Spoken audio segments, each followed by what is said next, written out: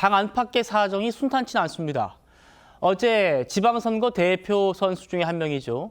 오세훈 서울시장이 제1야당 대표 자격 없다 라며 사퇴를 주장한 데 이어서 오늘 당내에서는 장 대표의 재신임을 묻겠다는 말까지 나왔습니다. 지금까지 새신책 발표하고 뭐 이러면서 제대로 된 적이 있습니까? 다 말뿐이었거든요.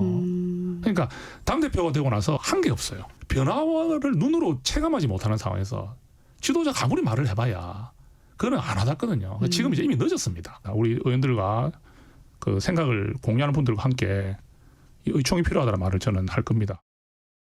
저는 가장 이제 문제가 되는 게 송원석 원내대표라고 봐요. 의총 2번 했는데 단 한 명의 의원도 이 제명시켜야 된다고 얘기하는 의원이 없어요. 다 반대했습니다. 근데 가서 원내대표가 찬성했잖아요. 저는 원내대표가 우리 의원들을 지금 대표할 자격이 없기 때문에 원내대표도 장 대표와 함께 사퇴해야 된다고 생각합니다. 의원들의 뜻을 반영을 안 했잖아요. 당대표 재신임 투표라든지 이런 것들을 선거 앞두고 당원들한테 한번 여쭤보는 작업도 필요하지 않나. 당대표가 이렇게 제명권을 철회해놓고 만약에 정말 재신임 받지 못한다면 그거는 뭐 책임을 지시겠죠. 자, 정영재 변호사님. 재신임 묻는 의총 소집 그리고 박정훈 의원 같은 경우에는 송원석 원내대표의 사퇴까지 함께 주장을 했습니다. 후폭풍 계속 이어지고 있는 것 같은데 어떻게 보십니까? 글쎄요. 일단은 오세훈 시장 입장에서는 발등에 불이 떨어진 거 아니겠습니까?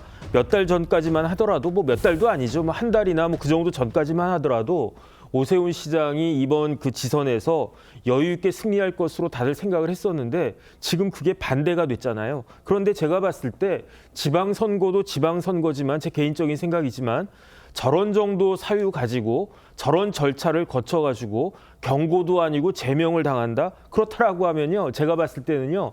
지금 국민의힘이라고 한 정당은 당대표가 마음만 먹으면 그 누구라도 다 제명될 수 있는 그러한 정당 아니겠는가. 전 그런 생각 들거든요. 그런 정당이 과연 민주주의적인 그러한 정당이라고 할 수 있겠는가. 그러니까 아예 뭐 지방선거 이런 걸 떠나가지고 당의 정체성부터 논란이 되는 것이 아닌가. 저는 그런 생각이 들고요. 예. 그런 정당이 어떻게 국민들한테 표를 달라고 할 수 있겠는가. 이런 좀 근본적인 좀 그런 의문부터 그 가지고 여기에 대해서 논의를 해야 되지 않나. 개인적으로 그런 생각 듭니다. 차 교수님. 네.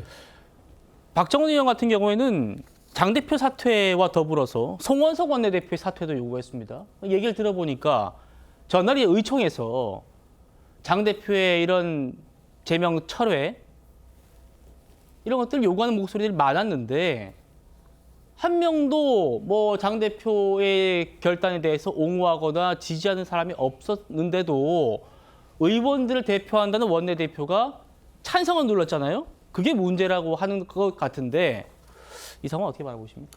아무래도 뭐 지금 장동혁 대표뿐만 아니라 지금 그러니까 원내 사령탑인 송원석 그러니까 원내대표 역시 한동훈 전 대표에 대한 제명에 찬성했다. 그런 부분들을 봤을 때는 이 초록은 동색이라고 보는 것 같아요. 그렇기 때문에 사실 지금 뭐 박정훈 의원 이야기로는 의총에서 우리가 의총을 뭐 지금 비공개 상황이었기 때문에 정확하게 알 수는 없습니다만 지금 뭐 그러니까 이 제명에 찬성하는 의원이 없었다고 지금 주장을 하지만 송원석 원내대표 입장에서는 반대하는 목소리도 그래 없었다. 뭐 그런 식의 또 이야기가 충분히 그렇군요. 되지 않을까 하는 생각이 드는데 실제 최수진 의원 같은 경우는 지금 그러니까 원내 대변인을 맡고 있습니까?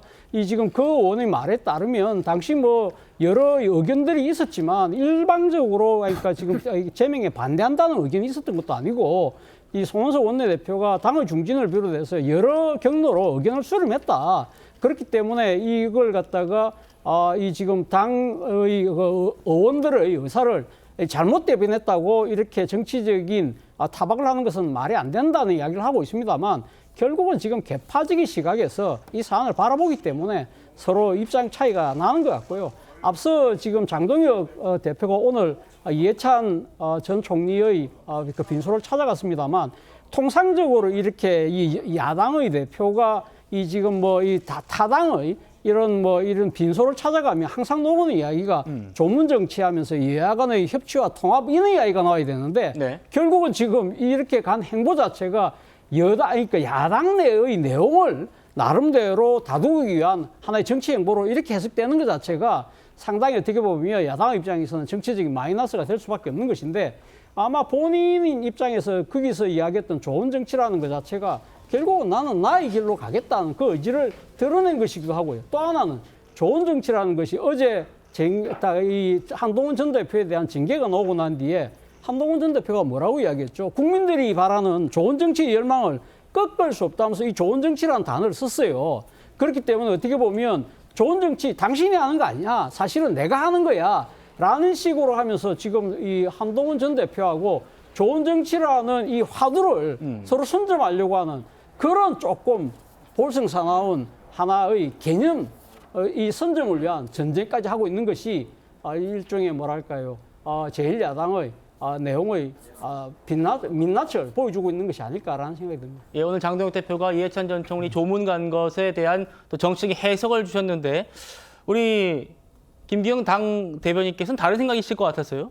그러니까 어제 그 한동훈 개 쪽의 분들과 그다음에 대안과 미래라는 분들 그쪽에서 이제 중첩되는 분들이 제법 있습니다. 그래서 한 20여 분이 강하게 비판을 하셨습니다. 근데 대안과 미래 쪽에서 한동훈 전 대표에 대해서 이런 말씀을 하셨습니다.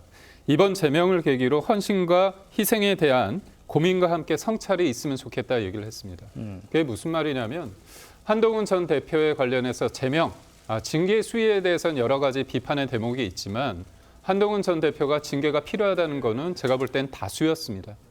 특히나 당대표가 자기를 던지는 절실한 단식 속에서도 한동훈 전 대표가 가야 된다는 건 한동훈 전 대표 측에서도 그런 목소리가 있었습니다. 정치적으로 풀 수 있는 기회를 어떻게 보면 갖지 못한 부분이 있고요. 또 재심이라는 절차를 충분히 하면서 갈등을 봉합할 수 있었습니다. 그리고 지난주 토요일에 있었던 한동훈계의 어떤 장애 투쟁을 보면서 저거는 좀 심한 거 아니냐 당내 우려의 목소리도 있었습니다. 그렇기 때문에 저는 제명에 대해서 아직도 재심이라는 그런 부분이 있을 수 있습니다. 그렇다면 이거를 계속 갈등 양상으로 파열음을 하는 것보다는 좀 더 접점을 찾을 수 있는 부분을 찾아보는 게 맞고요. 제명을 했는데 또 재심을 할 수가 있다고요? 제가 그거는 좀 착각한지는 모르겠는데 예. 그래서 정치적인 공간에 대해서 지금 중진들이나 아니면 그렇죠. 당내 원로들도 그런 말씀을 하시기 때문에 예. 그거를 좀 찾아보는 게 좋은데요.